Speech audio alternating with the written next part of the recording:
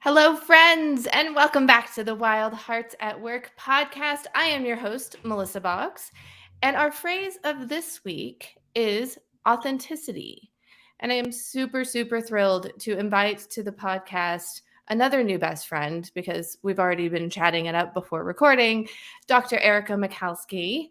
And can I call you Erika? You may. I love Erika. Awesome. All right. So, Erika, welcome to the podcast. I'm so excited to have you. Thank you. So excited to be here. I'm a wild heart. This is where I belong. Yes. Hell yes.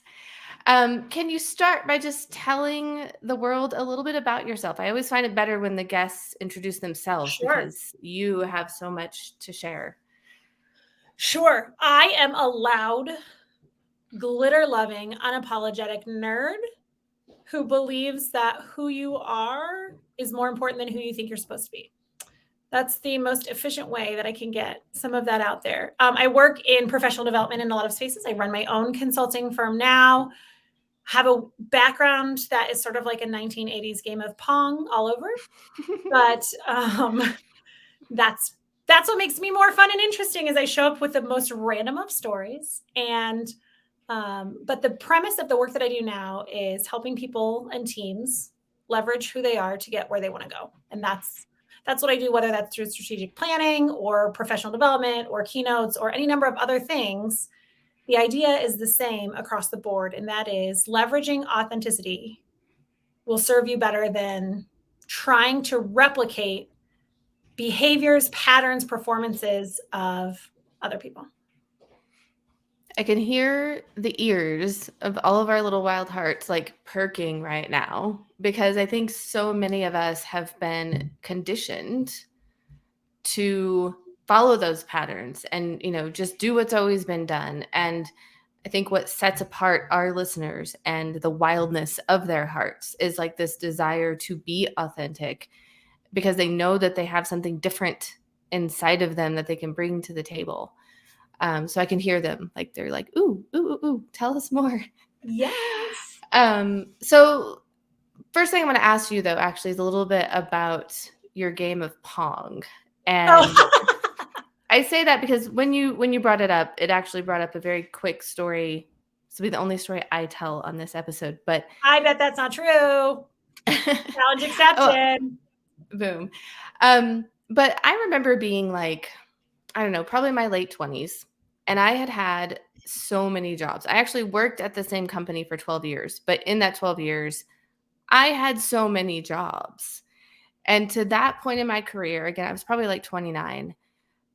I had been led to believe that that made me a job hopper and I was bad. Yeah. Oh, absolutely. Anyone in career counseling for a very long period of time told you what to be mindful of on your resume if you were looking at a job, what it would look like later if you chose to make a shift now. And it was like, I think professionally traumatizing for a lot of people because that's absurd.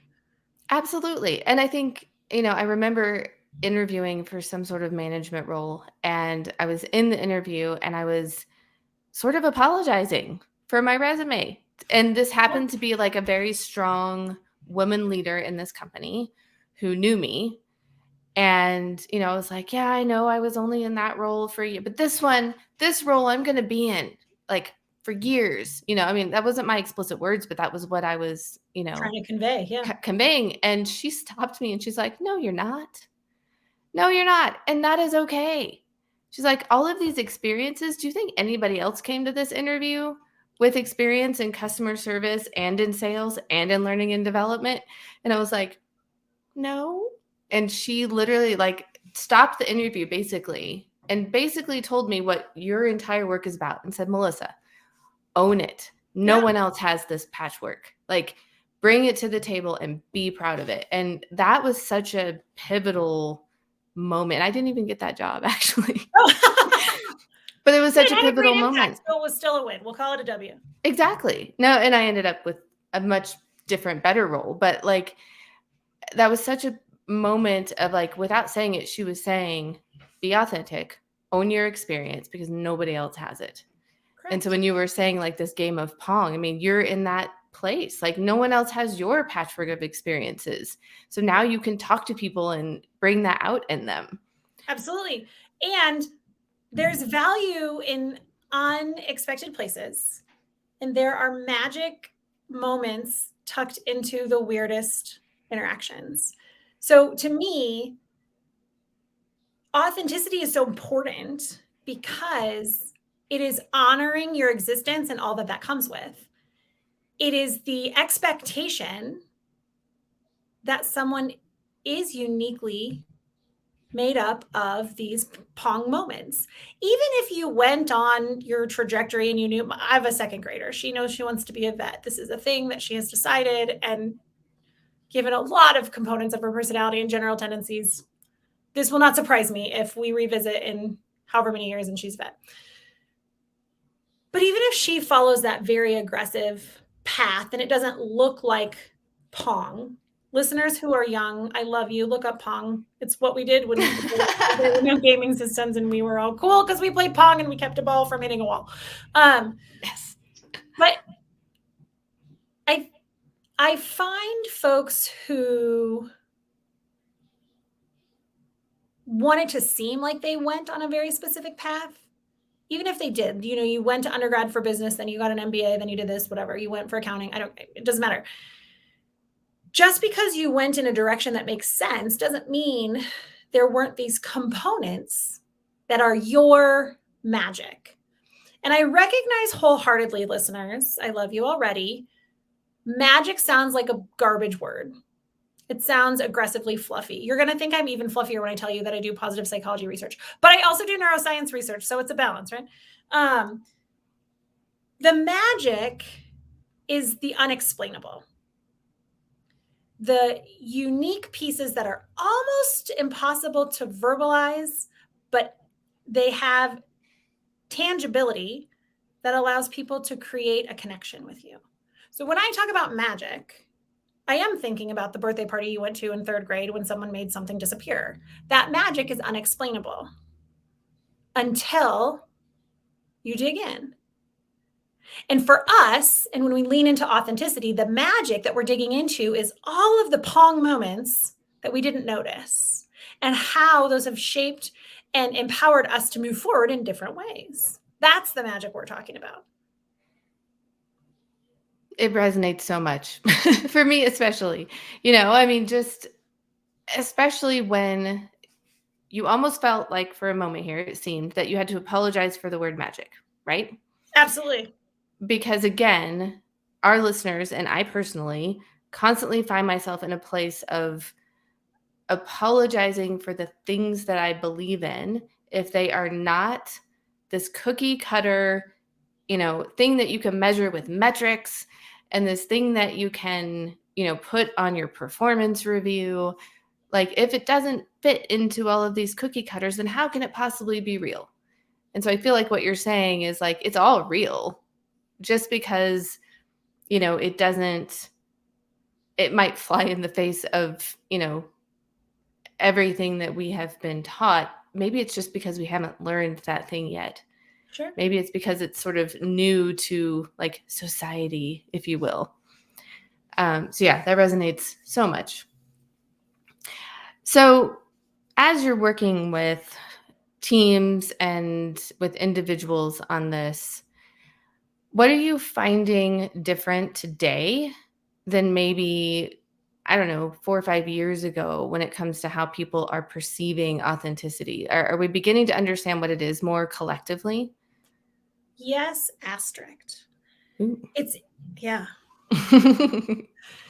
It's as much that there is a deeper understanding in some veins as, to me, there's a more muddied perception of authenticity in others.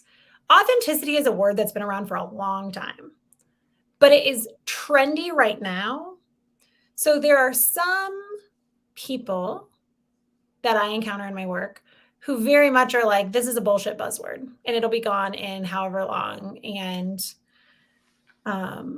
that's fine, but it's been around for a long time and it's not going anywhere. So, yes, we have some understanding. Some people do. Some people have less of an understanding. We have watched a lot of things happen as a culture and a country here in the United States. So authenticity in some ways has become permission to be a terrible human being because we label it as, this is who I am. And that is not the authenticity that I represent. But it is, authenticity has been weaponized a lot, I would say, in the past 4 to 6 years, as much as it has been a catalyst for really incredible change. So do we understand it more? Yes, to some degree, but now once you understand something and you figure out how to weaponize it, then the meaning becomes this misinterpreted piece sometimes. And I see that when I deal with someone who is in a supervisory position who is a jerk and is telling me that that's okay because that's who they are and they're being authentic. And so authenticity is not permission to be a jerk. And I've seen a genuine increase in some of that as we talk about authenticity in more spaces, and lots of big names are having conversations around authenticity and all those things. And so it's become, I will honor that currently it has become a buzzword. It has been part of my work since long before that, but it very much has now become used in new ways that are certainly problematic too. Right. And I think probably one of the frustrating things, if I were in your shoes, is that the folks that are using it as a weapon are not doing the hard work that it takes to actually become authentic. So I have to imagine, if, at least for myself, like, to be able to say that, I live authentically and I know what my values are, and, I understand what it means to stand in my own truth.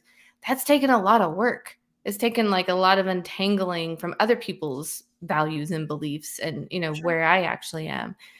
And so here are folks who I'm going to make maybe a bad assumption, but an assumption that they're not doing that work, and they are then using it, as a weapon. The other layer to that is, a lot of times those people who are choosing to weaponize authenticity as an excuse for poor behavior are too lazy to own and alter trash behavior. Mm-hmm. It is a protection mechanism against growth and evolution. I think it's really important to know that authenticity doesn't mean you stay the same person. I am an authentic version of myself right now in this moment on this day. And I was yesterday, but my day's different. Right. Damn. So, and who I am is different. And the meeting that I had this morning to review a case as a CASA, court appointed special advocate for a child who is in a traumatic situation, has changed. You read things and you change. Or I finished a book yesterday on essentialism and about streamlining your life and all these things. So my authentic self evolves, and the weaponization of authenticity flies in the face of what authenticity is about. It is continuing to discover yourself, not to prevent the constant evolution of yourself. Because evolution here, I don't know that you know this about me. I love evolution and I do stuff in evolutionary biology. I am seriously, y'all, I'm a nerd. I started by saying I'm a nerd. I'm just going to validate that a bunch of times. Yes. It helps that I have a significant other who's a molecular virologist. So I get to live my life with a very nerdy human being who is willing to field all of my questions. So our pillow talk is the opposite of sexy, but also, in my opinion, so awesome. So hot. I feel like we could have our own podcast, which is, what do Dan and Erika talk about after their kids go to bed? Okay, back to evolution. I'm here for that, by the way, but go on. It would be so fun. And also, he's really good looking. So I think people would just tune in for Dan. And then occasionally I would crack a joke and wear glitter and we'd all be fine. Okay. Today is the day that Erika and Dan became YouTubers. Everyone mark that on your calendars. Mark it on your calendars. Today's the day. So evolution, when species evolved, the process of evolution is that there's an external catalyst that calls you to either change or die. That's as simple as we can make it, right? We as individuals face an external catalyst 11 billion times a day. That's a technical term, right? So this idea that you would stay stagnant and choose to knowingly have problematic behavior is the opposite of what authenticity actually is. Authenticity is embracing, acknowledging external catalysts. And so evolution, from a human beings perspective, we'll talk about humans, we evolved because every time something external asked us to be different or created a change, actually, before I say different, because it's going to change in a second, created something that we had to respond to. Every time there was an external stimuli, something we had to respond to, the species at that time said, hey, I have some good stuff that I get to keep because it's working and it will continue to work. But also maybe I don't need this anymore. We all used to have gills and live underwater, y'all. Eventually, we moved in a way where our body was like, cool, we don't need that anymore. It served me, past tense, no longer current serving purpose, and will not be productive in the future as I respond to this external stimuli. That's the same with each. So that's, an evolutionary perspective of a species, but each of us as individuals is going through that process at crazy hyper speed. The phone call that you had an hour before you got on the phone made you a different person than if I'd interviewed with you this morning. That's real. And we don't always realize that. And those are those pong moments. That's the magic that we sometimes forget or can't articulate. But authenticity isn't an excuse to ignore all of that and stay problematic. Or sometimes you have behaviors that are great for the team you used to lead. Yep. So I can be an authentic leader and lead differently because I'm honoring the team that I'm leading now, even if that team is different than the team I had before. Yeah, absolutely. So I think the thing that just hit me when you were talking is that I don't know that I've ever so deeply connected authenticity and evolution. Oh, welcome to Friday Afternoon with Erika Michalski. Yes, exactly. Because, you can even look at, again, like you said, how society has evolved. Like, we talk so much about like generational gaps, right? Sure. And I think some of that comes from like the more information that we have in perhaps what we might call the middle or younger generations.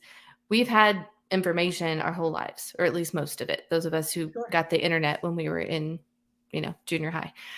And so we've had information this whole time. So like we've had to become more adaptable. And I'm not pointing a finger at older generations. There's certainly people of older ages, individual people who can also adapt. So don't anyone hear me saying that, this is necessarily an age thing, but it is like where society is at the moment, right? Sure. And so this continued adaptation that we've had to do because of how the world was when we were young and then forming means that our authenticity evolves much more quickly, as you just said, than even maybe our parents or grandparents. Sure. Because there wasn't as many external catalysts or information that was coming at our grandparents, right? You worked the same job for 30 years. So did your colleagues. And, you were married to the same person for 50 years. And so now we're in this place where like we have to actually acknowledge how much our authenticity is going to change from day to day, as you said, and how much that means that like everything around us continues to move so quickly. Yeah. It's a tricky thing because I think authenticity doesn't change. How it presents does. Choosing to pursue an authentic life is what I'm all about.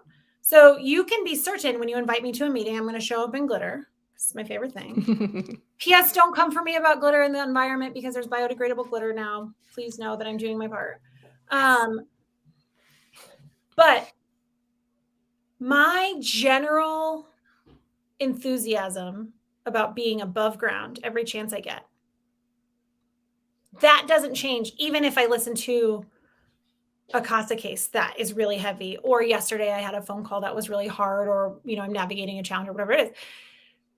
Authenticity says people know who's showing up when they invite me. And going back to that comment about leading different teams, how the logistics, the execution may be different, but why is part of my authentic self. Why am I trying so hard to care about this team? Why am I trying to invite them to level up? How I do it will be based on what they come to the table, but why do I care? That's my authenticity. And that is part of what permeates every component of my life and will until I no longer get to be above ground.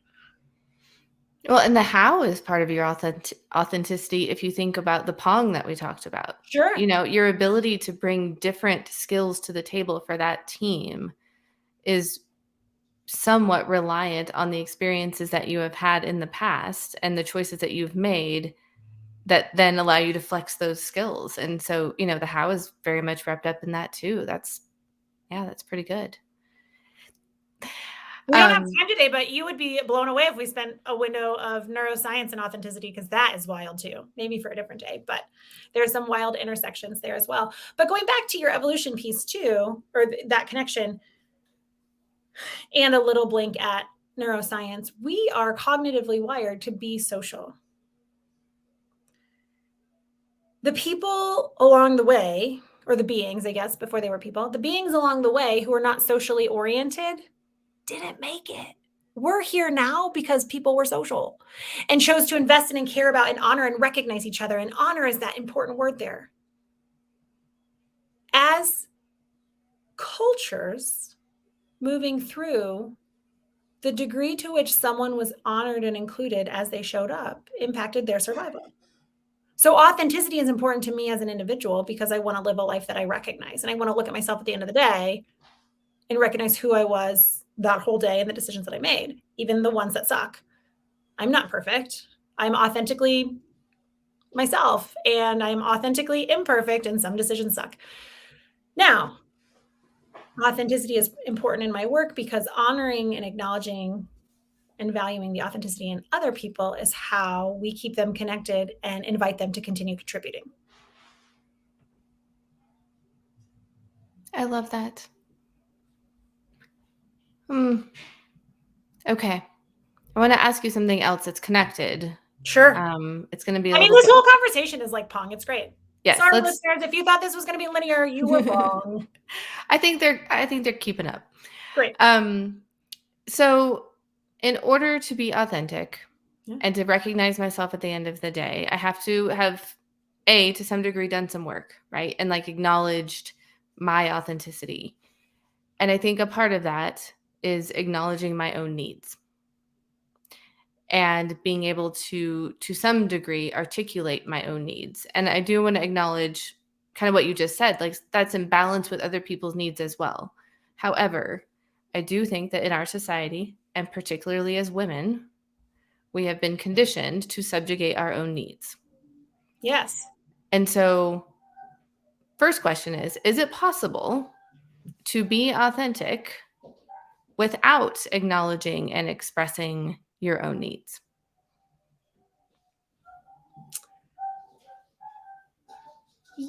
Maybe. How's that for a cheat answer? If I show up as myself, to some degree, I've honored my own needs, but I may not have ever vocalized that. I may not have ever vocalized that I love glitter. But if I show up wearing it and I have 9 different pair of glitter glasses because I let my elementary school children help me shop, people assume that my children are my style squad. The answer is no. They love that I buy glitter, but I buy it for myself. My need fundamentally is to exist as myself. So authenticity says you get to do that and living that thing.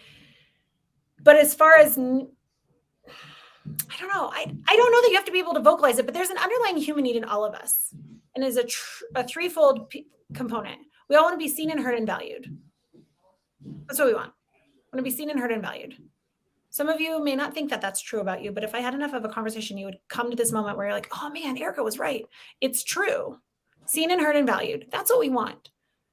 So whether I want to be seen and heard and valued and stop wearing heels because I have had multiple surgeries on my feet and they don't serve me and they make my feet tired, is sort of related, but not. It depends on the needs we're talking about vocalizing, I think, a little bit. But I think you can show up as So the work part that we're talking about, it's possible the work precedes the authenticity.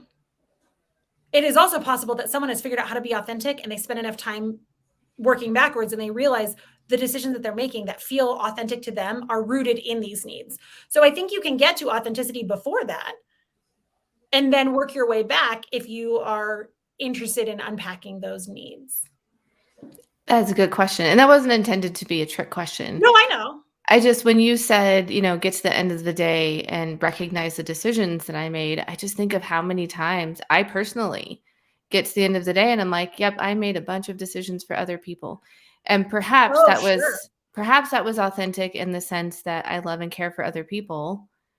But if you do that for too long, then suddenly you're just living on behalf of everyone around you.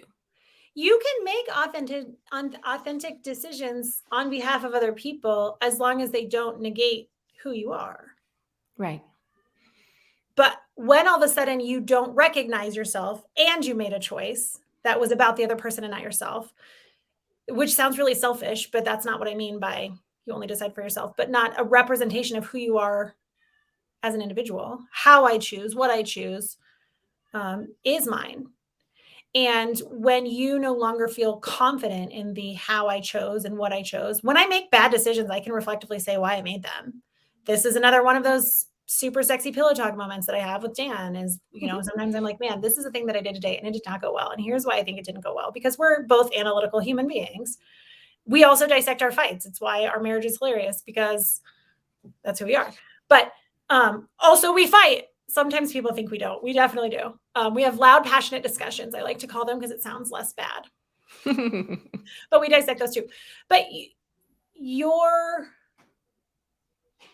ability to, if you've ever been in that moment where you're brushing your teeth at the end of the day and you can genuinely say, I don't know who you were today, then you know what I'm talking about. You know what I mean when I say there was a day that felt inauthentic. And that feeling is so gross.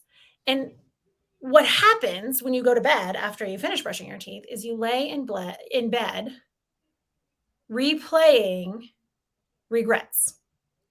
When you lean into that authenticity space and you brush your teeth at the end of the day, I don't have a contract with the American Dental Association, but sometimes it's when you brush your teeth at the end of the day. Please do. Please do that. And floss. Oh, yeah. Do that as frequently as you remember to, or whatever. I'm the worst at flossing. When you brush your teeth at the end of the day and you recognize yourself and even the problematic moments, you can recognize in yourself and say, that's the thing that I did. I can see where that came from. Here's a change that I can make, etc. When you go to bed at night after an authentic day, you transition away from watching and replaying regrets in your mind, and you get to fall asleep to a highlights reel. And that is amazing. It is the shift that makes the next day feel better out of the gate.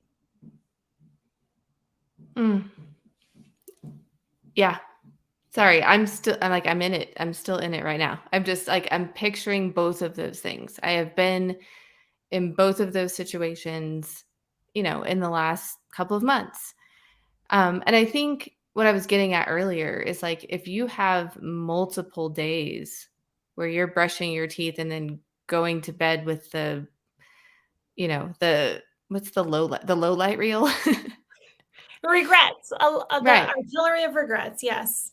Then, I think that's something we have to examine within ourselves. And I think that to some degree we have been conditioned not to, Sure. right? And I'm obviously speaking as it relates to work.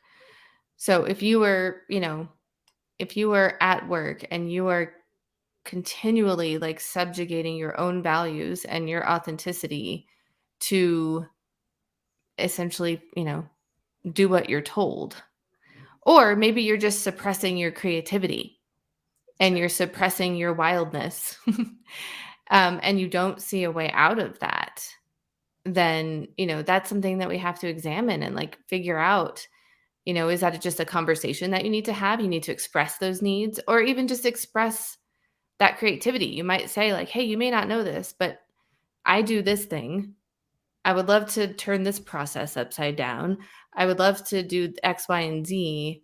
And maybe it's as simple as expressing it, in order to kind of pave the way for authenticity for you at work.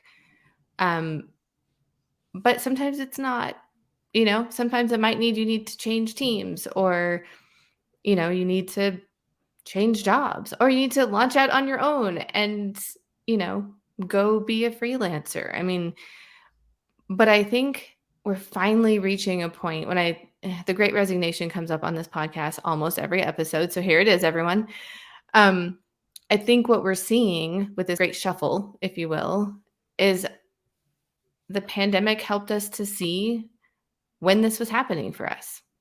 Maybe because we were at home more and, sort of getting to like be authentic in the rest of our life, that we're like, oh, this doesn't feel good. But yeah, I think there's something there about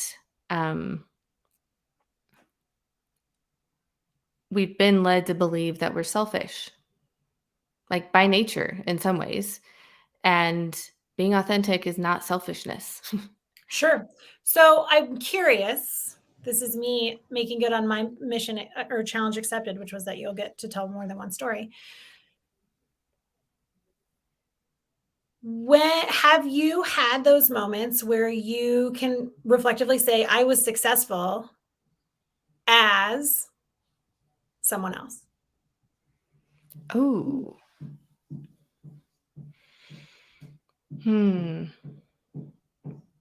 Ladies and gentlemen, the host of Wild Hearts at Work, Dr. Erika Michalski. I have a reason for asking the question. No, I know. I love it. It's great. I think it depends on your definition of success. Yes! That's a whole different conversation that I have on the authenticity of success and the fact that most of us are working towards someone else's definition and not our own. That is another episode for another day too. But more so, the reason I ask, maybe I can help you.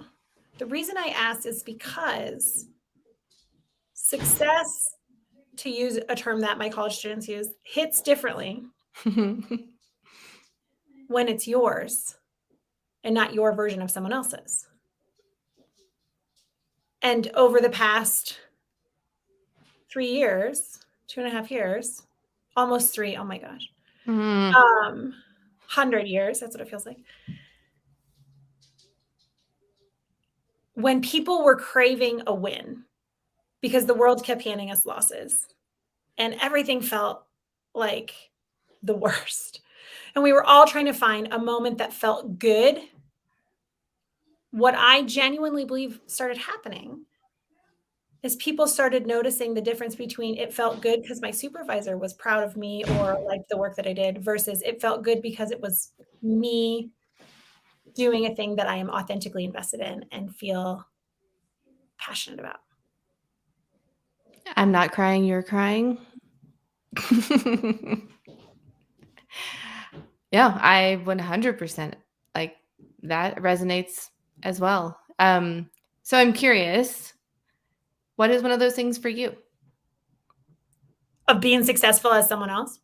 No, sorry, as yourself. Like, what was the thing during the pandemic that just like brought you joy and was like the most comforting and authentic thing you could do for yourself? Oh man. Important context. I launched so I've been doing consulting work and doing contracting work and had a salaried position and was doing all these things. So I had done a lot of things. And when I finally decided to officially put a title on all of this contracting consulting stuff that I'd been doing, I worked really hard to come up with what that was going to look like in the framework that I was going to create for myself and the branding that I was going to do for myself. So the company is called Strategically Authentic. Makes sense that we would be here talking about authenticity. And as I was assessing the birth of, or the evolution of my work and my professional passions that were put together on purpose, I wanted to honor my dad, who was an incredibly passionate human being, who I had a tremendous relationship with and lost tragically when I was 21 years old. So his birthday is leap day. February 29th, 2020 is when I launched my company. Nah. The next day is when the first confirmed case of COVID was recognized in the state of Washington in the United States. So the fact that I kept going during all of this, for starters, feels like a win. Feels like the thing that gave the fact that I said, okay, but I didn't come to do this because the circumstances were perfect. I came to do this and I came to push myself in new ways because that was the right move for me, because authentically, I knew I was capable of expanding how I was showing up for individuals and teams as they tried to leverage who they were to get where they were going to go. So that context I feel like is useful, because during the pandemic, anything I did felt like a win because I didn't stop. A lot of folks can't say that. And that's because their circumstances were different. I'm very fortunate that I was in a situation where I could keep trying to do and go. And from that, the biggest thing was I decided that my work was worth paying for in individual project sort of ways, and have been building. I've done a lot of client work that was framed by the client's needs, because that's what you do, on professional development and leadership spaces. That's something that I've done for 15 years.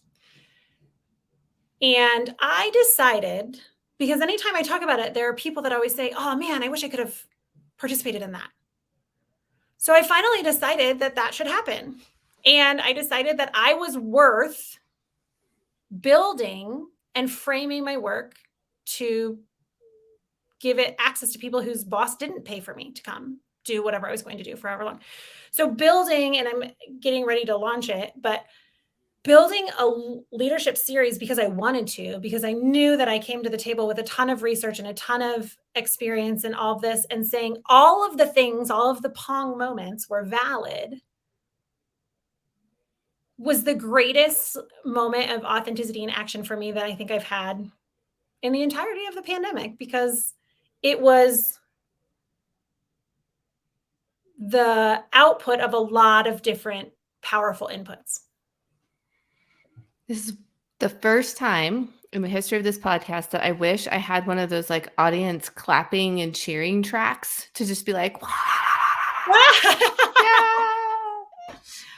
What a story. Like, seriously. I was going to be like, I started roller skating again. Oh, I love that. I want to learn to juggle. That's my goal, is to learn how to juggle.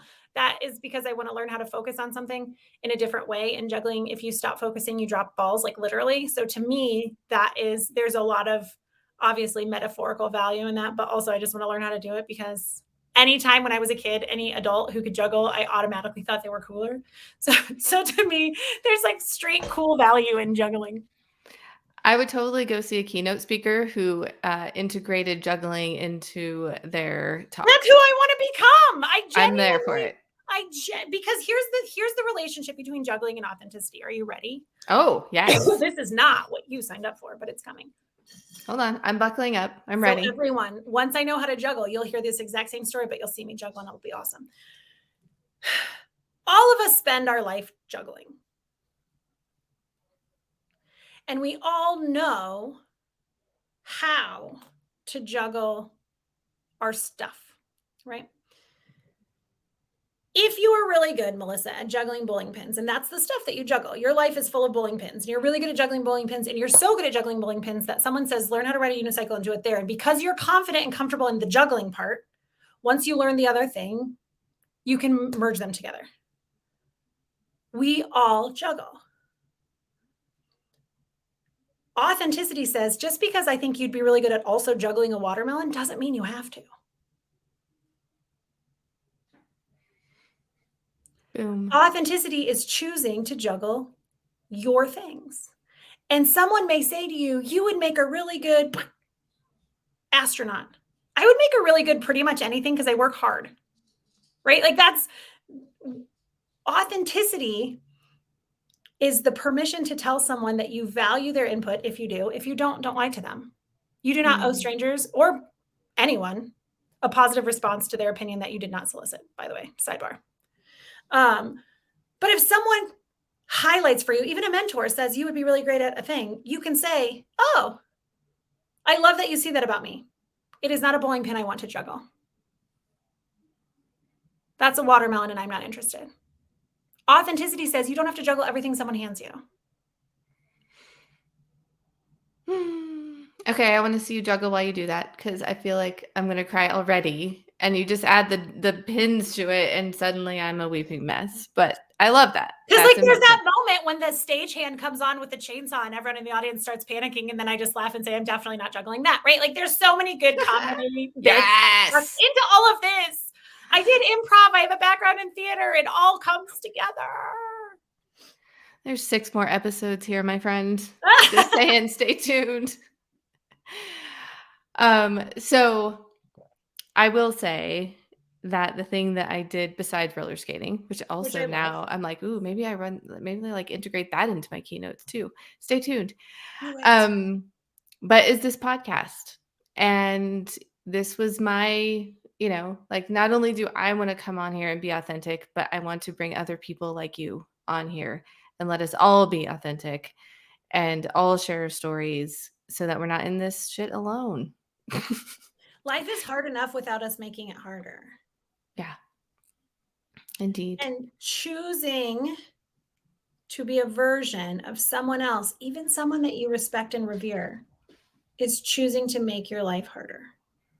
You can have a similar impact, but when you have that impact that you admire in somebody else as yourself, it will absolutely feel different, hit different, but it will also open doors for other people in new ways.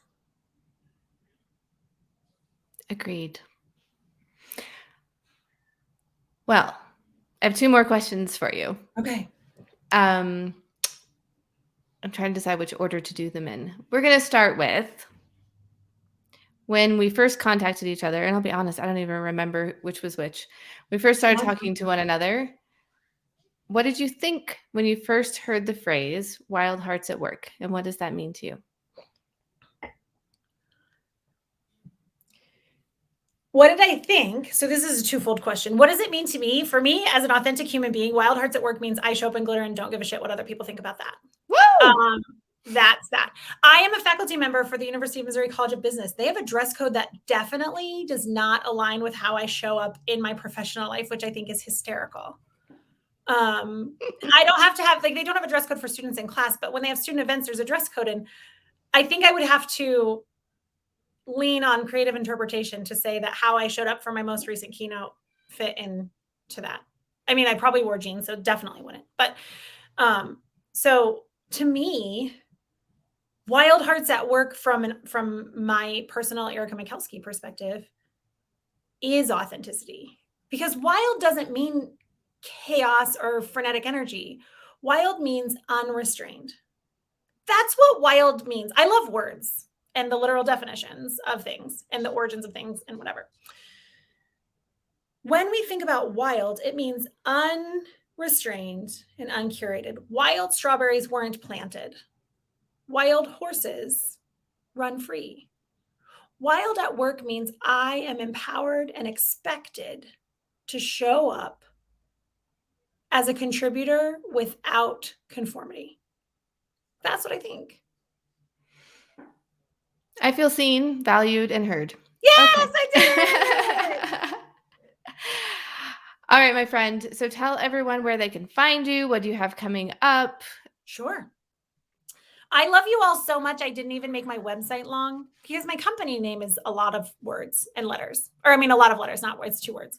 But strategically authentic is who I am.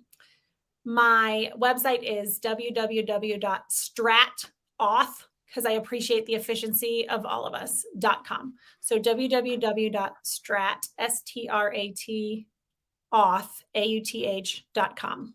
It's efficient. I love you all. That's where you can find me. through that, you can contact me there. You can follow me on social media. I am at Consultant Barbie, because Barbie, for whatever we want to talk about with the body image situation, if you want to talk about authenticity for a hot minute, she went to space in pink glitter and nobody had a problem with it. Yes. And she wore earrings the size of planets on the regs and nobody cared. So for me, Barbie represents authenticity in a way that I align with and is a hearken to my love of Barbie as a child. So at Consultant Barbie, you can find me there. I have a leadership series that is coming up. Registration launches February 1st. So I know this should be coming out after that. If it is sold out, my hope is that it sells out and that I get to replicate it again, because the intentional programming is kept small. The cohort's small enough that you get a ton of individual consulting and coaching from me, not just some occasional content. It is a program designed around the intersection of mindset and skill set for leaders. Awesome. I love that. Dr. Michalski, thank you for being here so much. This has been so much fun. If she will come back, listeners, you can count on seeing her again, because I think we have so many more topics that we could dig into. But thank you for what you do. Thank you for the contribution that you make, and for the work that you do in the world.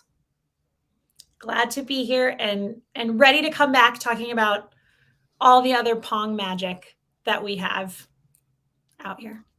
Awesome. And to you, my dear listeners, thank you again for being here with us this week. This would not be anything without you. And I'm so appreciative that you choose to spend your time with us week after week. And remember, we do have a Patreon. You can support the show, become a patron. There's like weird merch, which yes, feels weird. And then also my website, melissaboggs.com, launches February 15th, along with this season 2. So I'm really excited to share that with you as well. With that, my dear friends, we'll see you again next week. And until next time, dear hearts, stay wild.